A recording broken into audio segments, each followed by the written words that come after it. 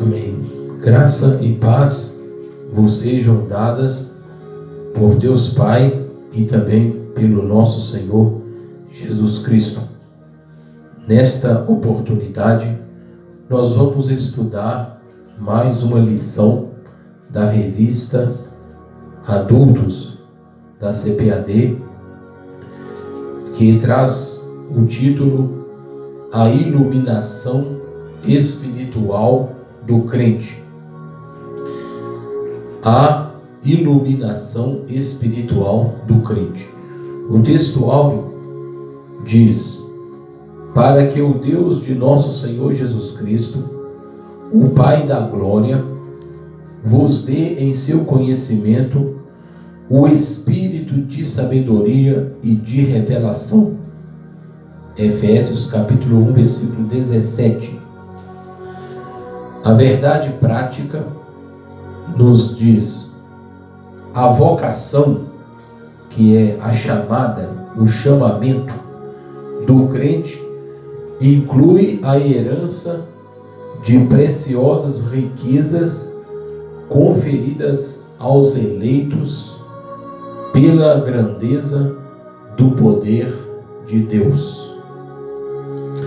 A leitura bíblica em classe está em Efésios capítulo 1, versículo 15 ao 23, que nós vamos ler. Pelo que, ouvindo eu também a fé que entre vós há no Senhor Jesus, e o vosso amor para com todos os santos. Versículo 16.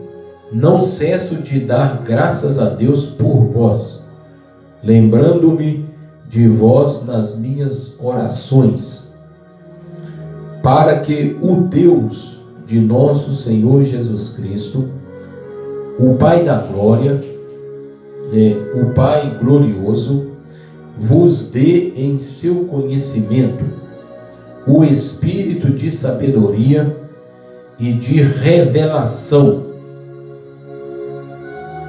e também no pleno conhecimento dele. 18. Tendo iluminados os olhos do vosso entendimento, para que saibais qual seja a esperança da sua chamada, do seu chamado ou da sua vocação, e quais as riquezas da glória da sua herança nos santos. 19. E qual a sobreexcelente grandeza do seu poder sobre nós, os que cremos, segundo a operação da força do seu poder, que manifestou em Cristo, ressuscitando-o dos mortos e pondo-o à sua direita nos céus, acima de todo principado e poder, e potestade e domínio, e de todo nome que se nomeia, não só neste século, mas também no vindouro. E sujeitou todas as coisas a seus pés, sobre todas as coisas o constituiu como cabeça da igreja, que é o seu corpo, a plenitude daquele que cumpre, ou que enche, ou preenche tudo em todos. Então temos lido a nossa leitura bíblica em classe, que é a base da nossa lição do comentário do escritor, pastor Douglas Batista.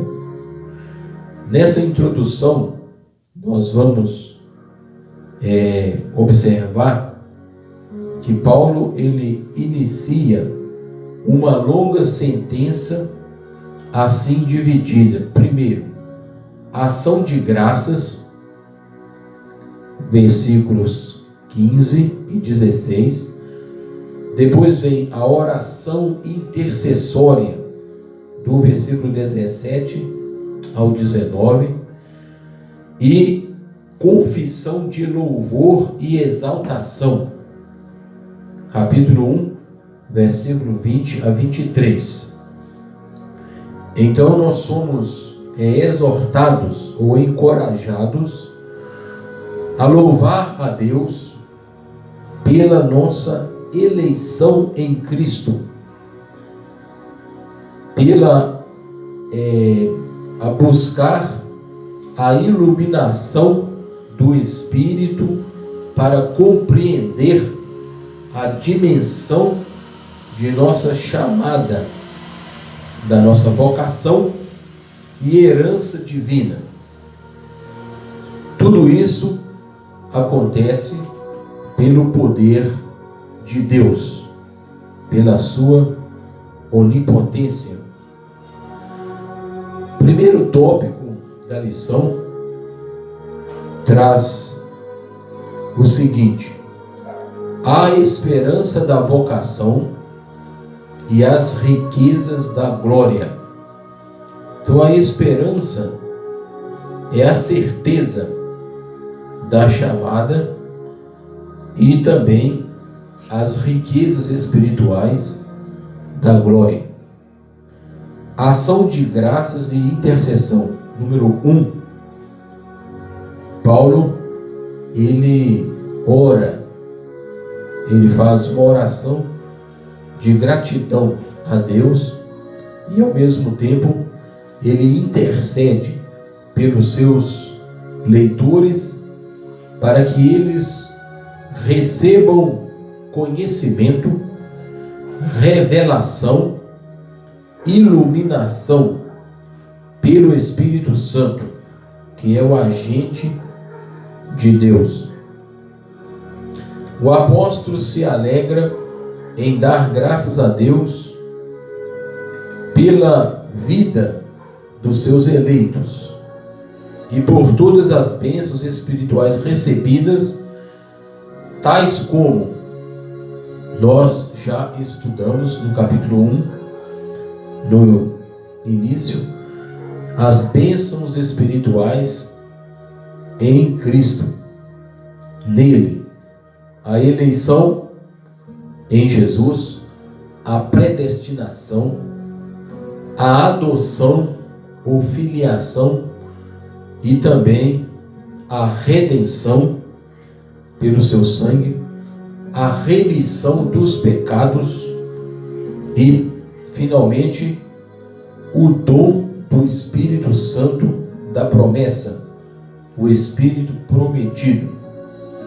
Então, Paulo, ele ora, ele intercede para que seus leitores sejam cheios do Espírito de sabedoria e de revelação, que é o texto áureo, versículo 17, que alguns comentaristas, eles entendem que o Espírito de sabedoria seja uma referência ao Espírito Santo, e aí no caso é escrito com letra maiúscula, o Espírito de sabedoria e de revelação.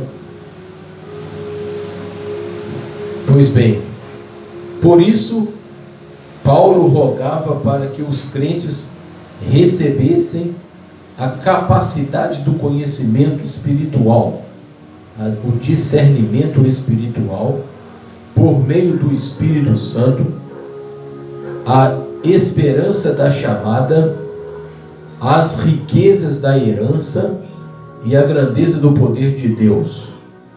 Versículos 18 e 19 da leitura bíblica. Número 2. A esperança da vocação. Observe que aparece aqui a tríade,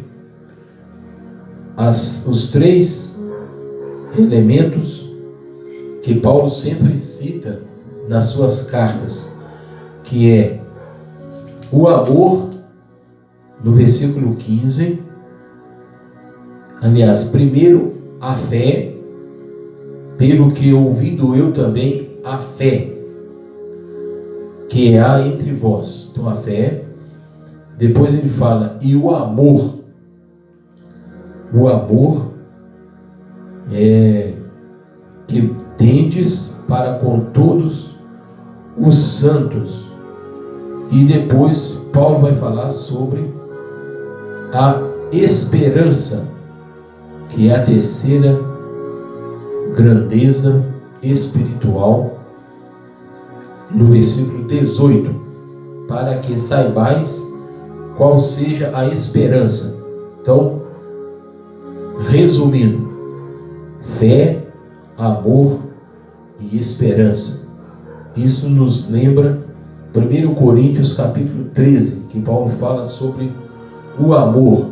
Agora, pois, permanecem a fé, a esperança e o amor, sendo que o maior dessas é o amor de Deus. Permanecem a fé, a esperança e o amor, sendo que o amor é a maior dessas grandezas.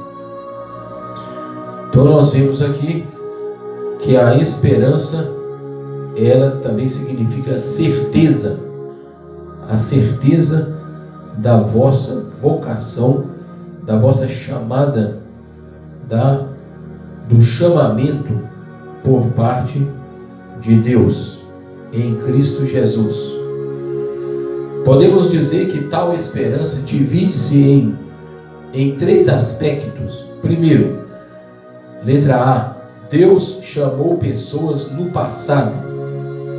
Então, é uma olhada para o passado. Deus chamou. Aos que chamou, a esses também predestinou. Ou seja, uma chamada em que ele teve a iniciativa por meio da eleição em Cristo, da qual fazemos parte. Está no versículo 4 do primeiro capítulo. Letra B, é também a chamada, a vocação abrange serviço e santificação no presente. Então, nesse tempo presente, nós somos chamados para servir e também para sermos santos e irrepreensíveis diante dele em amor. Isto é, achar-se irrepreensível, viver em comunhão e andar de modo digno da vocação a qual fomos chamados. E a terceira consideração a respeito da nossa esperança é a participação gloriosa no futuro, que compreende a vida eterna e a esperança de conhecer Deus face a face. Então isso é no futuro, a nossa glorificação e também aquilo que há de mais profundo e maior no cristianismo, que é a promessa de ver Deus face a face. 1 Coríntios 13, 12 fala sobre isso. Então conheceremos como também somos conhecidos por Deus. Terceiro, as riquezas da glória da sua herança. Este capítulo ele é recheado de sinônimos. Paulo usa muitas palavras, muitos termos próximos um dos outros em significado, para descrever o poder de Deus, as riquezas da glória da sua herança, que passa a ser nossa também através de Jesus Cristo, nós nos tornamos eleitos e também herdeiros de Deus e co-herdeiros de Cristo, se é que com Ele sofremos, para que também com Ele reinemos. Na oração, o apóstolo pede para que os crentes entendessem as riquezas da glória da sua herança. No texto paralelo de Colossenses, capítulo 1, versículo 12. É bom lembrar que a carta aos Efésios e aos Colossenses, elas têm muitos paralelos entre si. Muitos textos que são paralelos. Assim como nós temos nos evangelhos sinóticos, Mateus, Marcos e Lucas, passagens paralelas, nós também temos um paralelismo entre Efésios e Colossenses, ou Colossenses e Efésios, de acordo com alguns que acreditam que Colossenses foi escrito primeiro do que a carta aos Efésios. Então, é interessante observar que essas duas cartas são muito parecidas, apenas que a carta aos Efésios, ela é mais eclesiológica, ao passo que Colossenses é mais cristológica. Mas mesmo assim, existem muito paralelismo, muita semelhança entre elas. Então,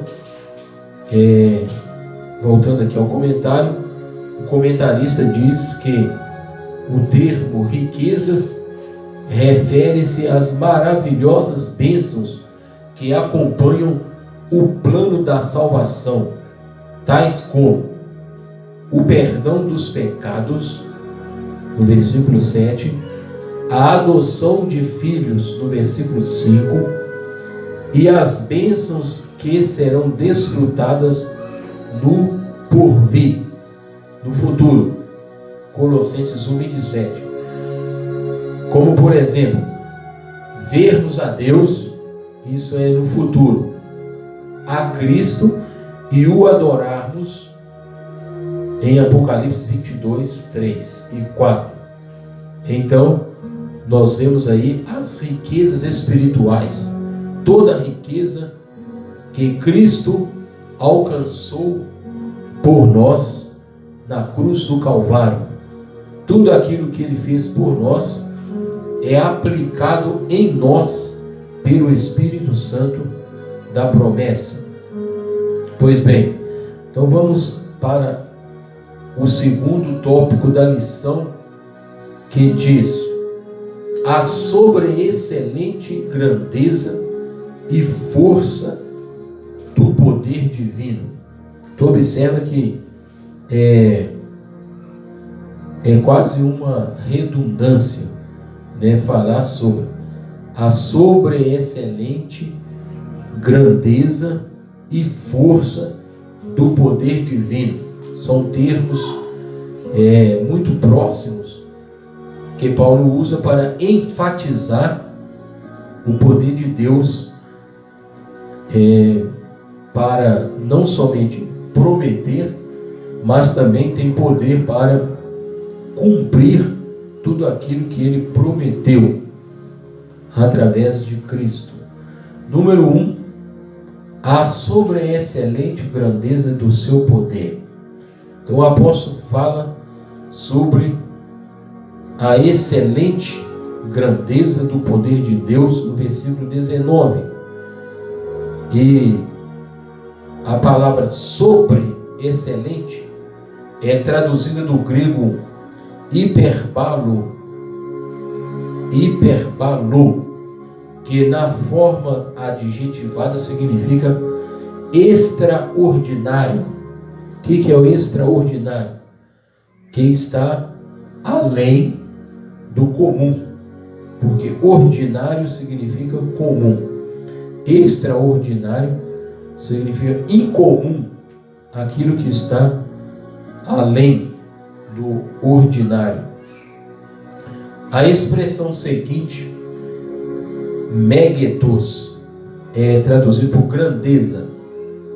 O objetivo é enaltecer a magnitude do poder de Deus, que a tudo sobrepuja.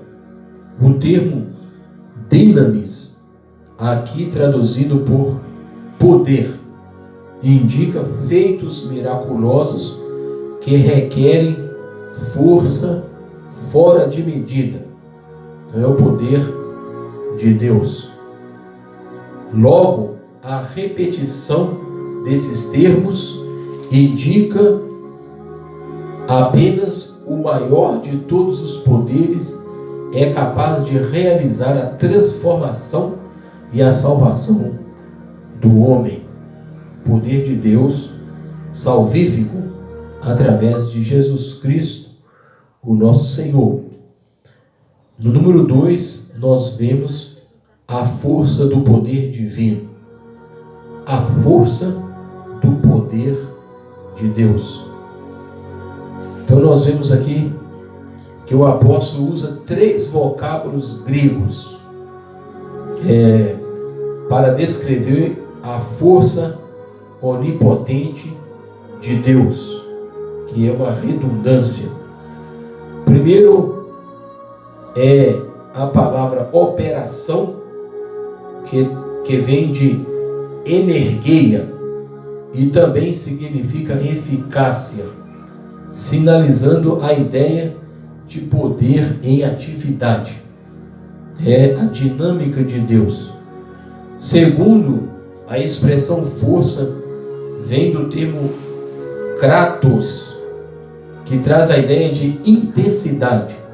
E depois, finalmente, ixos, que indica o poder inerente de Deus. É ischos, que indica o poder inerente de Deus. Então aparece aí no texto de Efésios capítulo 1.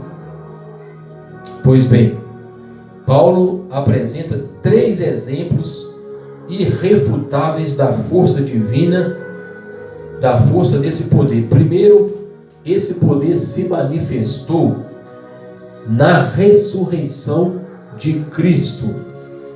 A ressurreição de Cristo é uma demonstração do poder de Deus. Deus ressuscitou a Cristo pelo seu poder. A sua ascensão à direita de Deus mostra o poder de Deus também. E terceiro, a sua exaltação ou a sua entronização acima de todo o domínio. Versículos 21 e 22 do capítulo 1 que estamos estudando. Já 4 lições baseadas no capítulo 1 de Efésios. Todas as 4 lições têm por base o capítulo 1 da carta aos Efésios. Vamos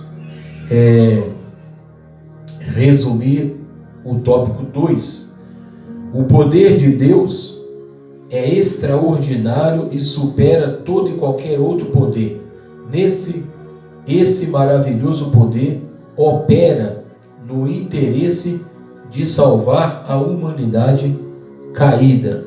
Deus é poderoso para nos salvar completamente. Esse poder foi demonstrado na ressurreição de Cristo, na sua ascensão ou assunção, ou a sua ida para o céu, e também a sua entronização à direita ou à destra da majestade nas alturas. Terceiro tópico diz: Cristo, ele é o nosso exemplo de exaltação. Então nós vamos ver 3 aspectos que mostram que Cristo é o nosso exemplo de exaltação. Primeiro, Cristo, as primícias dos que dormem. Por que Cristo é chamado de as primícias dos que dormem? É, na verdade, uma referência à sua ressurreição. Que Cristo, ele morreu, de fato, e ele ressuscitou como o primeiro da ressurreição. Alguém pode perguntar, mas no Antigo Testamento e também no Novo Testamento, muitas pessoas foram ressuscitadas. Por que Cristo é as primícias? Porque Cristo ressuscitou para a vida eterna. Ele ressuscitou para nunca mais morrer. Ao passo que as ressurreições ocorridas no Antigo Testamento e no Novo, pessoas ressuscitaram, mas tornaram a morrer. Mas Cristo ressuscitou e a morte não tem mais domínio sobre ele. Por isso que ele é chamado as primícias dos que dormem, em 1 Coríntios capítulo 15, 20 a 22. E também a sua ressurreição, ela é a garantia de que seremos ressuscitados. Então, Paulo diz isso em 1 Tessalonicenses 4,14, que a ressurreição de Jesus é a garantia da nossa ressurreição. Portanto, nós vemos que Cristo, ele também não só foi ressuscitado, mas ele foi elevado à direita de Deus. Paulo, ele reforça o poder de Deus quando da elevação de Cristo ao trono, pondo-o à sua direita nos céus. 1 versículo 20.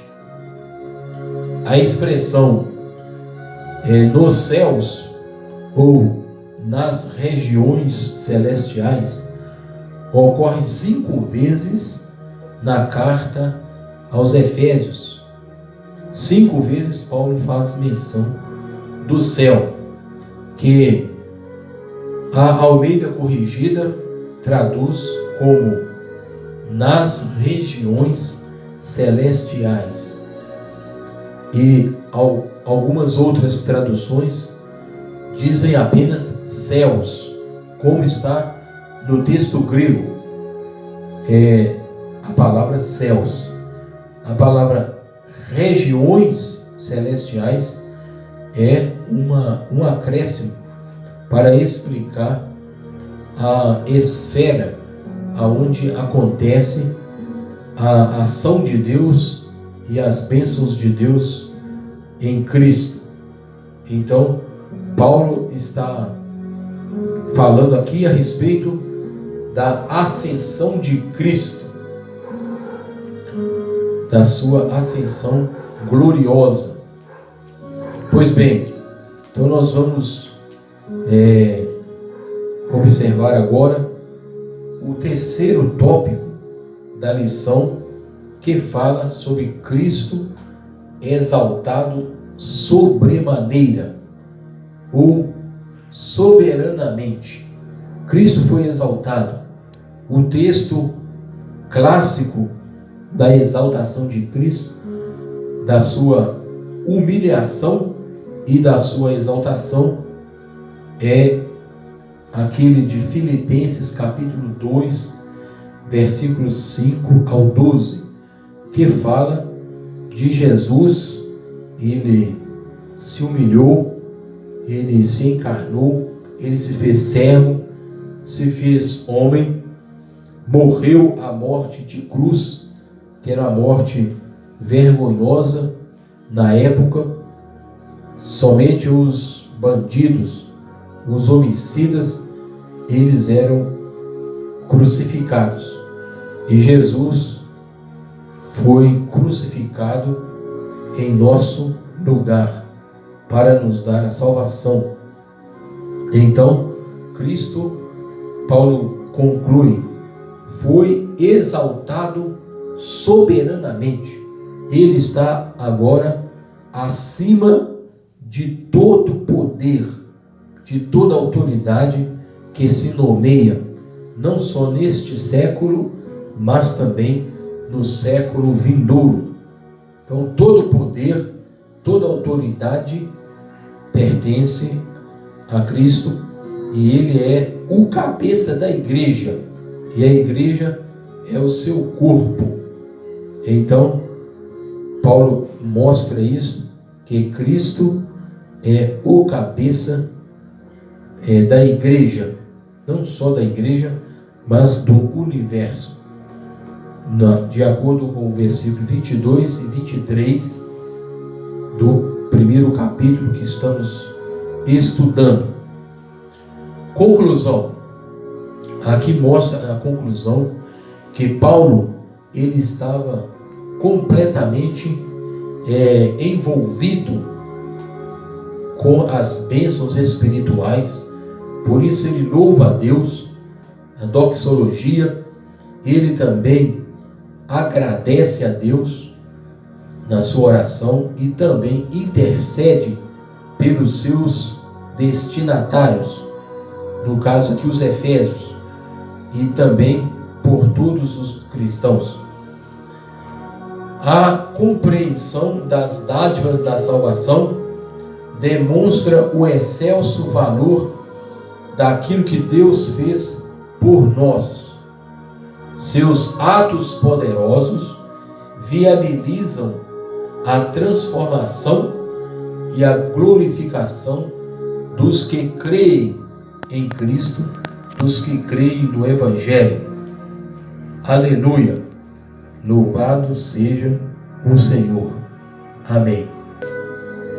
Graça e paz, meu muito obrigado a todos vocês. Não esqueçam de se inscrever no canal e ativar o sininho. Semana de bênção para todos vocês. Amém.